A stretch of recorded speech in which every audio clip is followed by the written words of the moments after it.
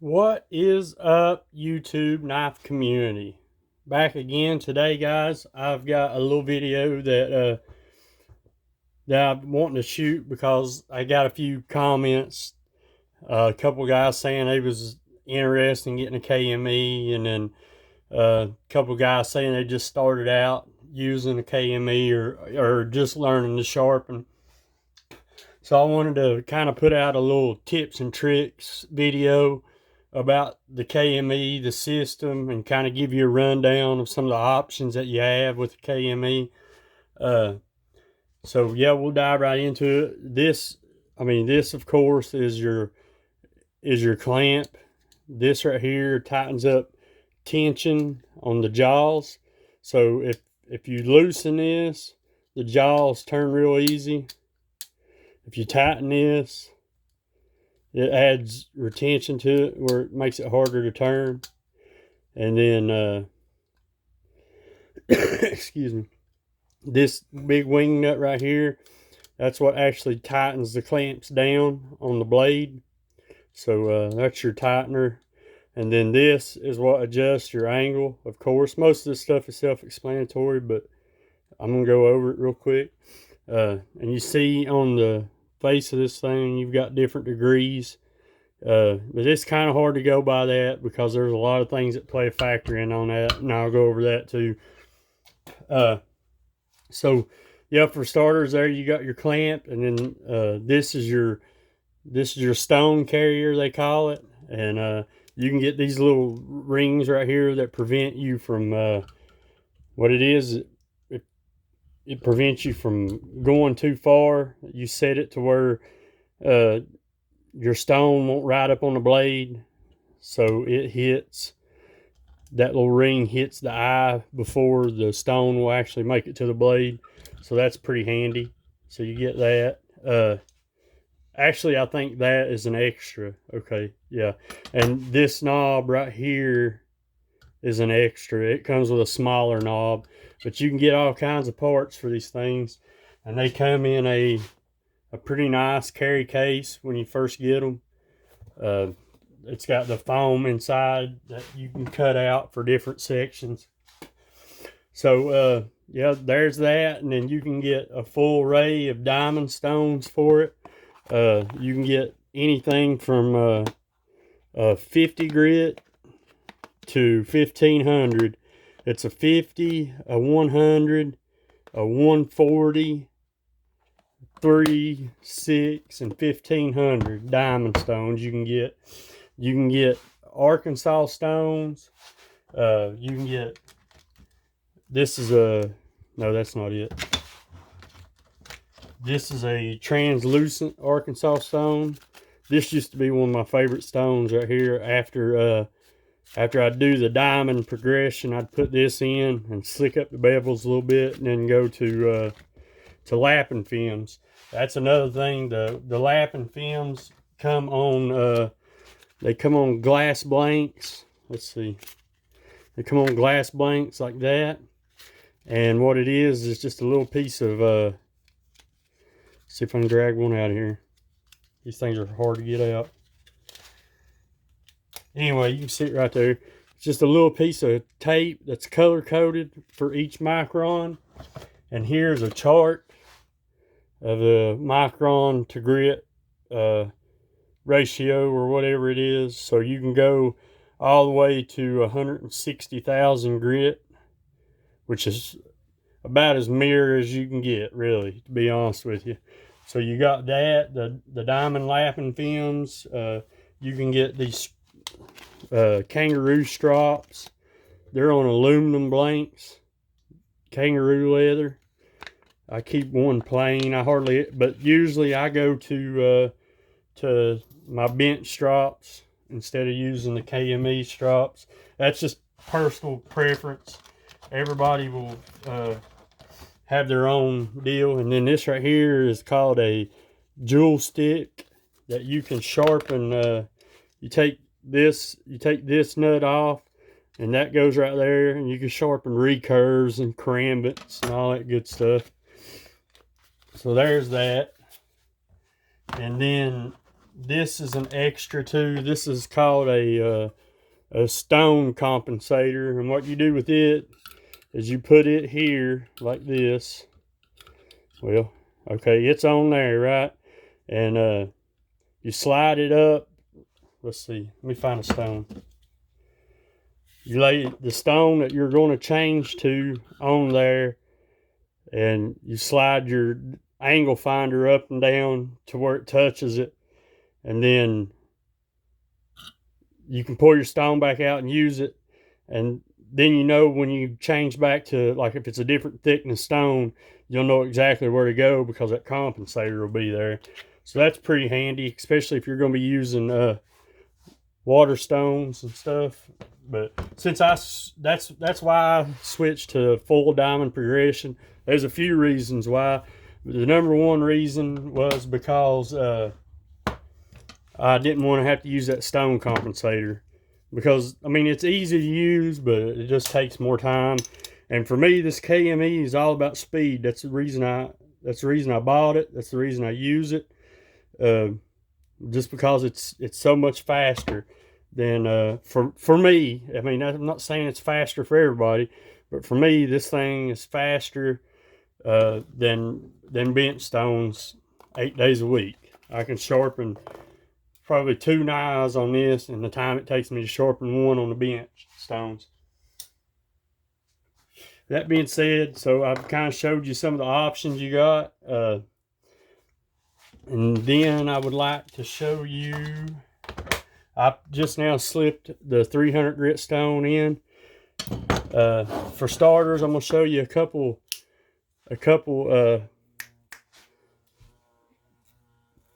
yeah, I'm gonna show you how to clamp a couple in the jaws. So everybody knows that almost all Spydercos has got that distilled taper, where it tapers the length and it tapers the width at the same time. So these are probably, you would think that they would be the easiest to clamp, but these are probably the hardest to get right, to be honest with you. So what you want to do, let me swap hands, is put it in. When you push this button, on the back and the jaws open up. So you put the knife in. Okay, you can see that good, okay. All right, and what I usually do is I keep a tongue depressor laying close by, and I'll lay it at the heel of the edge and at the tip of the edge. And if that distance in between there looks pretty close to the same, that's where I clamp it. All right, and then when you clamp it, you want to pinch the crap out of that thing on the lowest point of the knife. So it would be out close to the tip of the knife. You pinch it and tighten it up. And you get it kind of tight like that, and then you can readjust your position on your hands, and then you can torque it just that little bit extra. All right, and that's what you got. You got it in the clamp. It's nice and straight. And right here, if you'll take a peek right here, see if I can show you. See the gap right there? Right there at my thumbnail, right there. Let's flip it over. And see how that gap is closed a little bit tighter, just a little bit. Okay, that's the good thing about these KME jaws, is they're designed to have, they've got a little bit of self-centering ability from side to side. So like this, you know, it can clamp like this, or it can clamp like this. I hope that's making sense. And then on the inside of your jaws, you've got that rubber that helps hold the blade in place. So that's a distilled taper right there. That's how I clamp them. It's the best way to do it for me. You may find a new way or a different way, but for me, that's how I do it. Let's see if I can show how this, oh, let's see. I can't figure out a good way to show it. But see, when you got these jaws loose like that, they flop all about and they'll twist this way, you know. So it's kind of self-centering, but you got to find that low point to squeeze the blade, because if not, it'll throw your angles off, and it'll throw your bevels off. After a couple, what I would do if I was buying one of these, after a couple, I'd buy me a couple cheapo knives and play around with them a little bit and make sure that I feel comfortable with it. Okay, now here's a cold steel, code 4. If you see, your stock thickness pretty much stays the same all the way to the tip. So when you're doing one like this, and see you got that good flat right there, you can put, sometimes you got to help those jaws open. So when you're doing this one, and especially where it's a tanto, it's very simple. Just kind of split the difference from side to side and squeeze it real tight and tighten it down. And you don't have to worry about these as much because you got that flat that runs the whole length. And she is fairly straight, or real straight, not fairly straight. So there's that. So those are the two most common knives that I run into, is, you know, the flat and the steel taper. The steel taper, like I said, is a kind of a little bit harder, but not too bad. And then when you're talking about Chris Reeves, you pretty much got the same stock thickness all the way down to the tip, and you don't have that good straight line like you do on the cold steel. So you got, you know, you got a little bit of straight, but it runs up the blade. It runs off the blade. So same way, let me switch hands. I can't do it like that. Same way, I put it in, I stay on that flat, and I pinch the same part out close to the tip. And I hope you can see that. The distance looks good. So squeeze the crap out of it and tighten it down. And tighten the snot out of it. Tighten it good and tight. So this is right here is about what you end up with. Something like that. And if you're doing like prep on a knife, like say, like with us guys with testing, like if I put that in the jaw right now and I know that I'm going to be sharpening it again within a couple days or the same day, I'll take my Sharpie and I'll mark around that clamp. That way, when I go back, when I put it back in, I'll have those marks to go by. That way, it saves on setup time.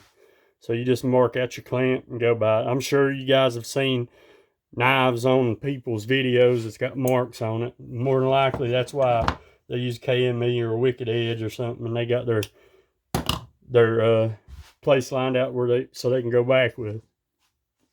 All right, I'll show you one more. This is a K-Knife Switzerland shard that I just did an edge retention test on, and it's pretty much the same way as the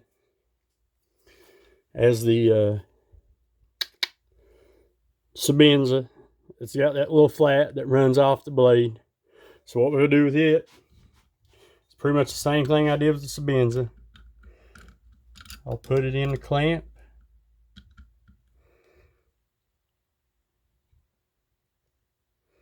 Right there. Whoa. Right. Shoot, sorry. There's about where I need to be. Tighten it down. Snug it. Take that off. Don't need that. Alright, so this is about what we end up with on it. Pretty much about the same thing as the Menza, just a shorter blade. Alright, now from here, this stuff so I can scoot this out. From here, take a regular Sharpie, and I color the edge just like everybody else does when they sharp. Well, not everybody, but a lot of people. Shit. Just go right along the edge, paint the edge.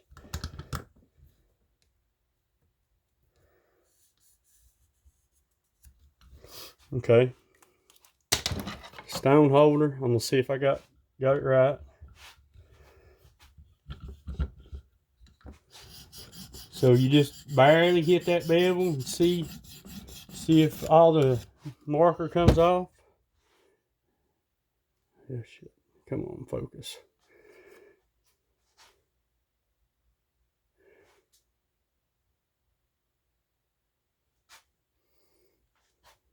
Sorry, I'm trying to get focus.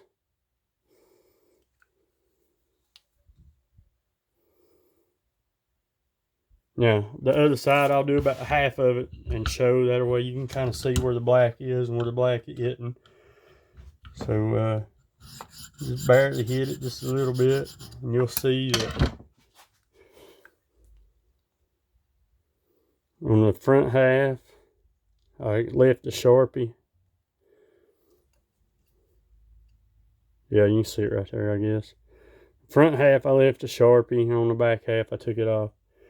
Man, that light is screwing me. There you go. Alright, so there's that. I'm trying to think. Oh, yeah, here. I got this. So they make these angle finders like this. It's a digital angle cube. What you do is you turn it on. Make sure you got your KME sitting sort of level somewhere. You turn it on. You set it on the base and you zero it. And then you put it up here and it gives you a angle. But the only time I use that, the only thing I use that for, see, it just told me that that's a 20 degree bevel, and I know that it's closer to 15. So what I usually do with that is, like, say I know I'm gonna be sharpening this again, so I'll remember where I put it, and I'll remember what angle this thing give me, and I'll put it back in the same exact location on the clamp. And then I'll set this up there and I'll put it back on that whatever angle it gave me the first time. But I think that's about it as far as these tips go that I mentioned it in my sharpening video where I showed the M390 being sharpened, to be careful with rocking your stones like that, okay? So let's see if you can see good. Okay, right there it is. I'll come up through here, and when I get to that tip, I'll only let about a third of that stone go over the tip, because you got to put just a little bit of pressure. You got to rock your stone just a little bit, or it won't sharpen that tip just right. So you rock it that way, just rock it to that side a little bit, and keep about 2/3 of the stone on the blade. Don't let it go off. And then the same thing at the heel. Just rock it just a little bit, but don't let it run off the edge. And then you come right on down through there.